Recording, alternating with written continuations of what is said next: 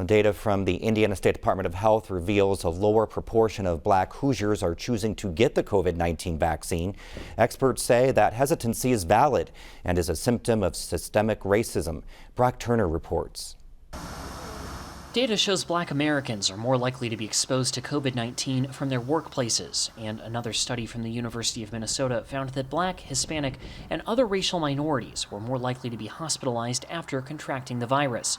While Black and African American people make up nearly 10% of Indiana's population, the demographic only accounts for 4% of total vaccines administered. Statistics like these aren't surprising to Tara Morris, who heads the Minority Health Coalition of Elkhart County, but they do create a sense of urgency. We are so far behind in addressing what's in front of us when we look at these health disparities.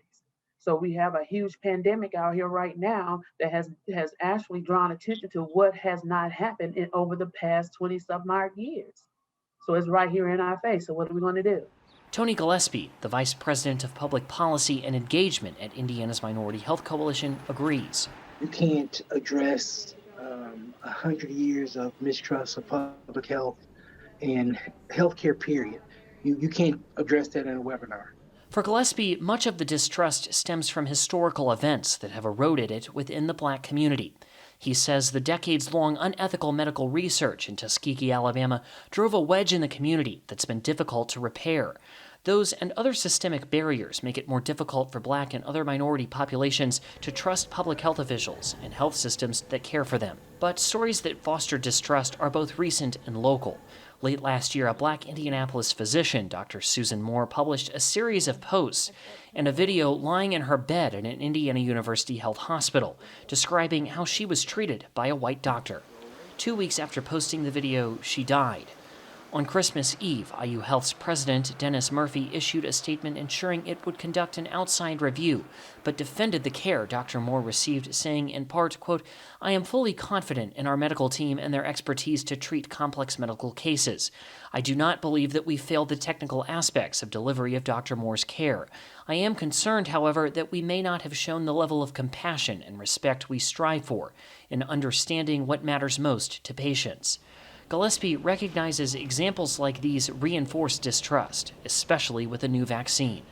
Healthcare is a big decision, and a vaccine that didn't exist before a few months ago is the biggest thing that's going to happen in our lifetime. Dr. Clyde Posley, a pastor at Antioch Missionary Baptist Church in Indianapolis, had similar concerns. He knows firsthand how severe this virus can be. My 95-year-old father, I preached his funeral 6 weeks ago. He was walking and healthy and joking on Thanksgiving. By the Saturday following that Thanksgiving, he was dead, and he died alone. None of his 4 children could remaining children. Well, none of us could go see him. I'm his pastor. I couldn't see him in the hospital. The next time I saw my father was in a pine box. And so that is a reality. So something has to be done. That's why, after reading up on clinical trials and conducting his own research, Posley began advocating for his congregation and those in the community to receive their shots. This is what we need to do, and we need to hit it. We can't simply talk about it. We've wasted whatever a person's political views are. We did not attack this COVID the way we needed to. And so we need to attack it the way we need to now. And so if the Lord were to call me home today, I want to go home knowing that I was giving my life to the thing that was most relevant at this moment. He's since received both doses without complications, but admits there was trepidation when heading to his first appointment. These things are real. If I didn't believe them, it wouldn't mean that they didn't happen. But yes, there was trepidation. But in my mind, I was trying to be courageous. Morris received her first dose of the vaccine a few weeks ago as well. She too was hesitant and wanted to read up on the clinical trial research before committing. All agree vaccine access, when supplies do increase, dispelling misinformation and quelling anxiety are important steps. Gillespie says individual conversations with friends, neighbors, and family members who have already received the vaccine go a long way in removing fear. However many different people we need to bring together in a collective to talk about this and to work through the fear and the anxiety, we're going to do it. Morris says the anxiety she felt receiving her first shot is gone. She's now adjusting her focus on getting others in her circle and community vaccinated. I don't have that anxiety. It's behind me right now.